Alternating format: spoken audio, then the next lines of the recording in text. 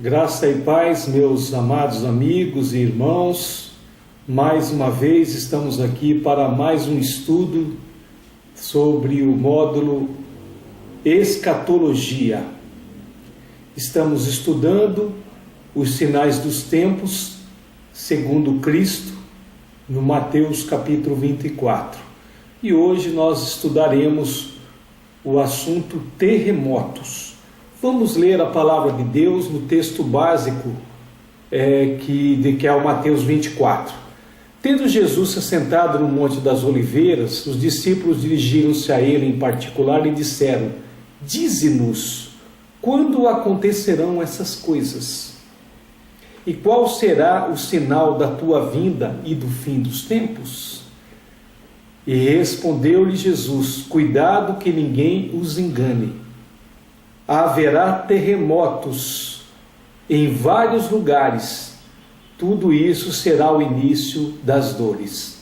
Haverá terremotos em vários lugares. Meus amigos, desde que Jesus fez essa previsão de terremotos, muitos terremotos têm acontecido durante a história da humanidade. O número de terremotos na Terra é cada vez maior. Segundo os estudiosos que fazem a medição através dos instrumentos, os sismógrafos, em um ano acontece quase 500 mil terremotos. É muita coisa. Cerca de 100 mil desses são sentidos de alguma forma. E cerca desses 1000 causam algum tipo de dano. Os terremotos, eles são calculados pela sua intensidade, e eles são calculados pela escala Richter, medida de 1 a 10. 1 é muito fraco, 10 muito forte. E o aparelho utilizado para a realização dessa medição se chama sismógrafo. Mas por que existem os terremotos? É muito interessante a gente ver isso, estudar sobre isso, porque Jesus disse: haverá terremotos. Por que existem os terremotos? Os terremotos só existem porque a crosta terrestre ela é rachada em inúmeros blocos, que são denominados placas tectônicas. Uma placa aqui, outra ali, outra ali. A crosta terrestre toda ela é coberta por esses inúmeros blocos, que são as placas tectônicas. Essas placas, elas flutuam sobre um líquido muito quente e pastoso chamado magma. É aquele líquido que os vulcões expelem. Em razão dessas flutuações, essas placas estão em constantes movimentos, movimento para cá, movimento para lá. E eventualmente elas encontram-se. E quando elas encontram-se, elas provocam os terremotos e mexem com os vulcões. E o local onde eles surgem no subsolo é chamado de epicentro. Quando eles batem é o epicentro. E o lugar na superfície terrestre aonde ele se manifesta se chama, aliás, lá no fundo, quando eles batem, é o hipocentro. O lugar na costa terrestre, na superfície, onde ele se manifesta, se chama o epicentro. Quando os terremotos eles ocorrem em regiões localizadas no oceano, eles podem provocar os tsunamis, que são aquelas ondas gigantes que invadem o litoral de alguns países e provocam caos e destruição. Vocês já viram os tsunamis. Sabendo que o tsunami é o resultado de um sismo no fundo do oceano, um relatório da ONU divulgou que desde 1996 até hoje, cerca de 206 mil pessoas já morreram em 26 países por 30 terremotos. Bom, as placas tectônicas hoje elas são identificadas como 15 placas principais. Tem a placa euroasiática, a placa indo-australiana, a placa filipina, a placa Yuan de Foca, a placa de Cocos, a placa do Pacífico, a placa norte-americana, a placa arábica, a placa násica, a placa sul-americana, a placa africana, a placa antártica, a placa escocesa, a placa índica e a placa del Caribe. São as 15 principais placas que são localizadas no mundo. Além do encontro dessas placas, alguns terremotos eles são induzidos pela ação humana, quer direta ou indiretamente, através da extração de minerais, através da extração de água dos aquíferos, que são os reservatórios de água debaixo da terra, através dos combustíveis fósseis, que são petróleo, a extração de gás dos depósitos subterrâneos, através das grandes explosões, através das implosões dos edifícios, através das grandes barragens e o enchimento das albufeiras, né? Que então provocam às vezes desastres. Você lembra do desastre de Mariana em Minas Gerais, né? Acabou com uma cidade, matou várias pessoas, através de detonação de explosivos muito fortes, especialmente armas nucleares. Inclusive, existem suspeitas de que alguns dos tsunamis foram causados por testes nucleares no mar e mataram centenas de pessoas, né? Então, o homem também causa a chegada dos terremotos, além de causas naturais. Quando eu comecei a estudar sobre os terremotos, me preparando para essa aula, eu me lembrei de uma situação que eu vivi há 30 anos atrás lá em São Paulo, com relação à enchente, não é com relação a terremoto. Mas eu quero fazer um link entre a enchente e o terremoto e vocês vão entender daqui a pouquinho por quê. O meu pai, ele era encarregado de galerias da prefeitura de São Paulo. O encarregado de galerias era que cuidava de fazer os bueiros das avenidas. E meu pai trabalhava na subadministração de Campo Limpo. E lá em Campo Limpo tem um lugar chamado Córrego Pirajussara. E lá no Córrego Pirajussara tem mais de 600 casas ali em torno daquele córrego. E no mês de janeiro, lá em São Paulo, acontecem muitas chuvas, aqui como no Rio de Janeiro também. E todo mês de janeiro ocorrem aquelas enchentes e centenas de casas são inundadas e as famílias são retiradas e são acolhidas pela prefeitura e tudo mais. E o meu pai, como ele trabalha na prefeitura, ele ia juntamente com os bombeiros, a defesa civil, como funcionário da prefeitura, eles eram requisitados para ajudar a salvar aquelas pessoas. Há 30 anos atrás, o meu pai viu quando a defesa civil, após as enchentes, foi nas casas que eram consideradas áreas de risco e avisava os moradores: olha, vocês não podem continuar aqui porque o ano que vem, mesmo que a gente faça aí alguma construção, alguma obra para tentar sanar esse problema do córrego Pirajussara, o ano que vem ainda pode ter esse problema.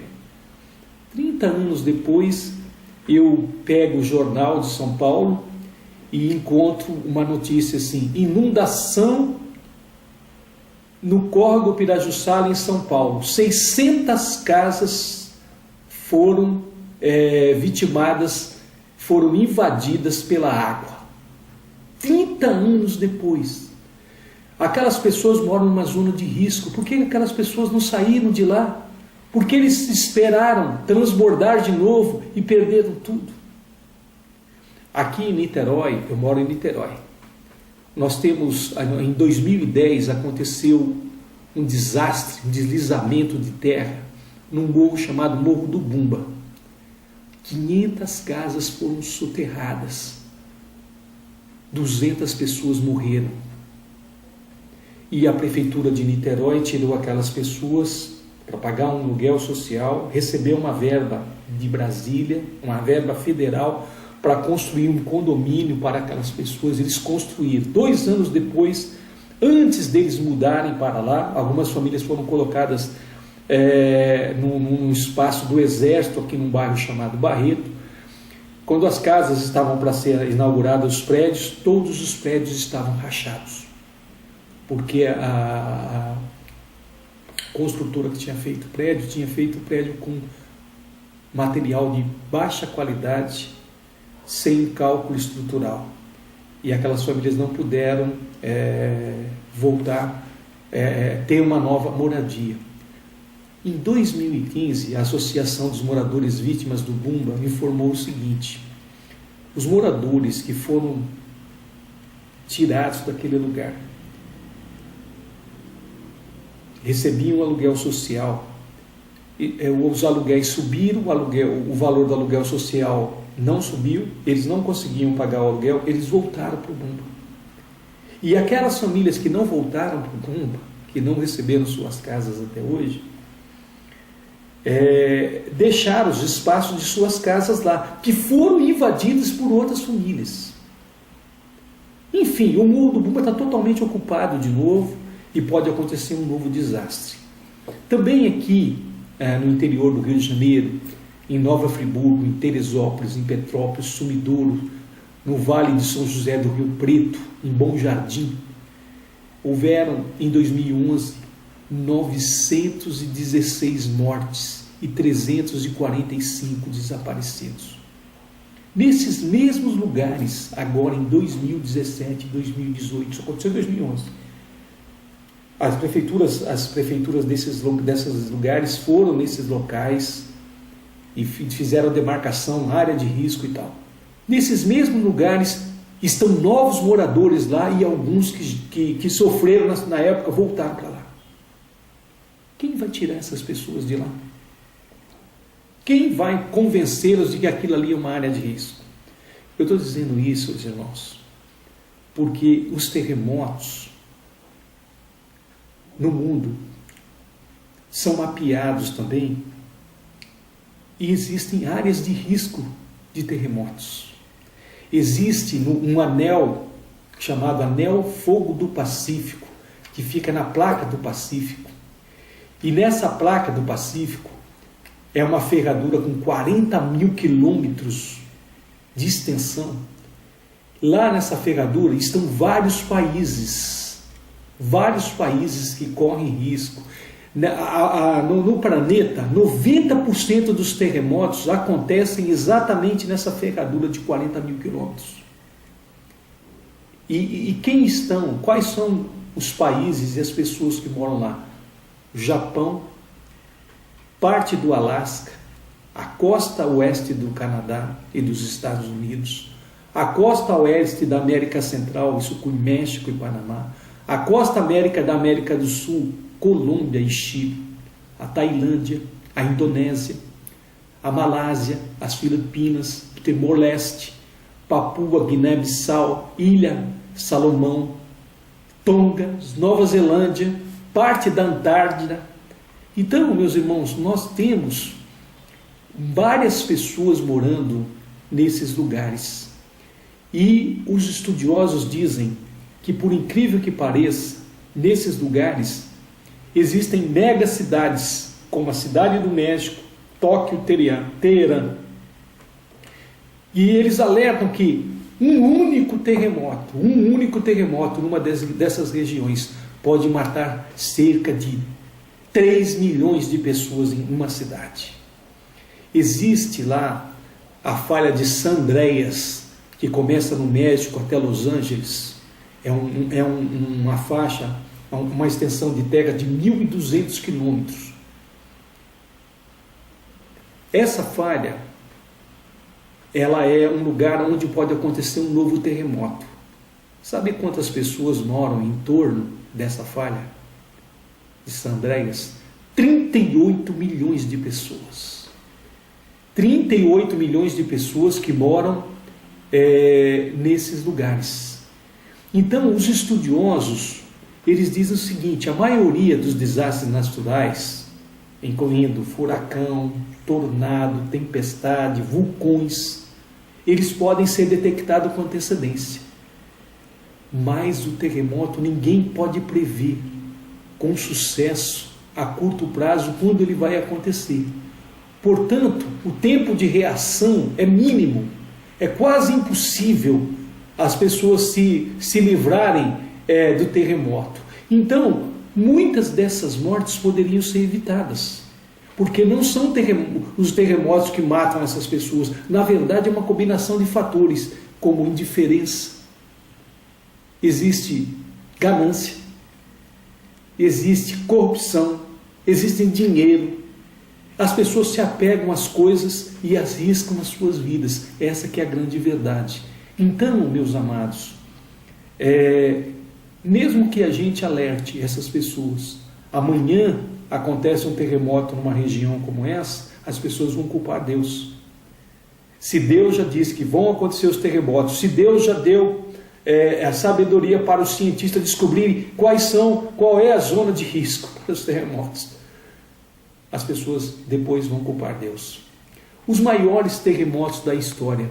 Quais são os maiores terremotos da história? Eu fiz várias pesquisas e encontrei um autor chamado Freitas, 2016, e também na revista Veja, no final do ano. Eu vou colocar aqui alguns dos maiores terremotos. Na China, em 1556, teve um terremoto de 9,1 graus. Você lembra que a escala Richter é de 1 a 10. O 1, menor escala. O 10, grande perigo. Esse terremoto lá na China foi de 9,1. Deixou 800 mil mortos. Em Portugal, em 1775, houve um terremoto de 9 graus também. Deixou 100 mil mortos. Na China, em 1976, houve um terremoto de magnitude 8,2. Deixou 242 mortos. No Japão, em 1995, houve um terremoto de 9,1.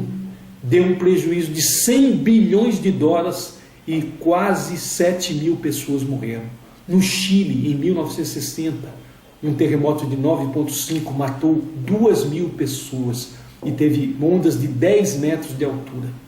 Na Indonésia, em 2004, 2005, 2009, deixou 227 mil mortos. No Paquistão, em 2005, 73 mil mortos. Na China, em 2008, 87 mil mortos. No Haiti, em 2010, eles estão tentando se recuperar até hoje. Ele deixou um saldo de 250 mil pessoas mortas e 300 mil feridas e 1 milhão de pessoas que tiveram que se deslocar. No Japão, em 2011, nós tivemos aquele terremoto em Fukushima, que foi o tsunami, 19 mil mortos. Então, meus amados, nós temos que nos preocupar com isso.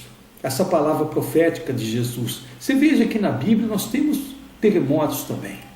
Se você for ver que na época de Moisés, quando surgiram aqueles insurgentes, quando Coré e os seus amigos foram contra Moisés, a Bíblia diz lá em Números 16 que eles desceram vivos à sepultura com tudo que possuía, porque a terra fechou sobre eles e pereceram dentro da assembleia. Ao mesmo tempo que a terra abriu, engoliu aquelas pessoas, ela fechou e eles morreram ali. Foi um terremoto que aconteceu ali.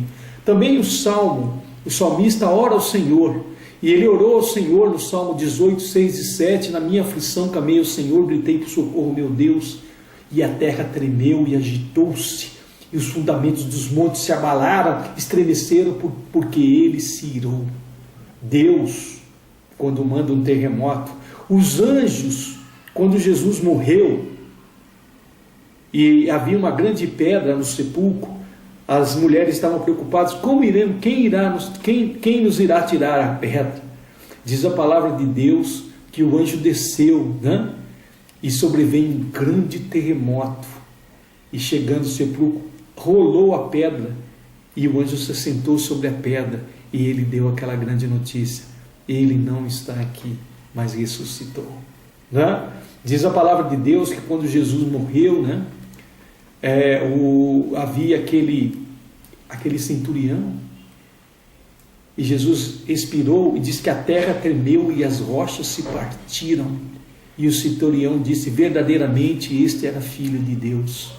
Quando também Paulo e Silas estavam presos na salvação do carcereiro de Filipos, diz a palavra de Deus que eles estavam presos, tinham sido castigados, Eles estavam louvando ao Senhor na prisão, e de repente houve um terremoto tão violento que os alicerces da prisão foram abalados. Imediatamente as portas se abriram e as correntes de todos se soltaram, e o carcereiro acordou, e vendo as portas abertas da prisão, né, ele desembaiou a espada para se matar, porque pensava que todos os presos tinham fugido.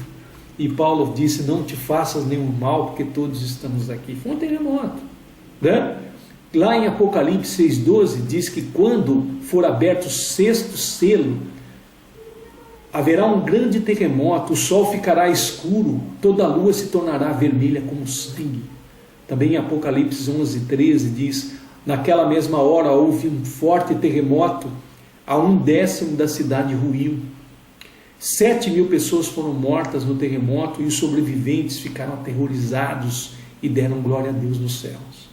Então, meus amados, há uma previsão de terremotos, há uma zona de risco. Então existe o quê? Existe uma catástrofe anunciada, e ninguém está dando conta disso, ninguém está preocupado com isso. Mas eu quero deixar aqui aos irmãos essa palavra. Jesus profetizou que haveria os terremotos. Mais uma palavra de Cristo se cumpriu. A semana que vem nós vamos estudar mais um sinal dos tempos que Jesus deixou para nós. Um abraço, muito obrigado, continue conosco.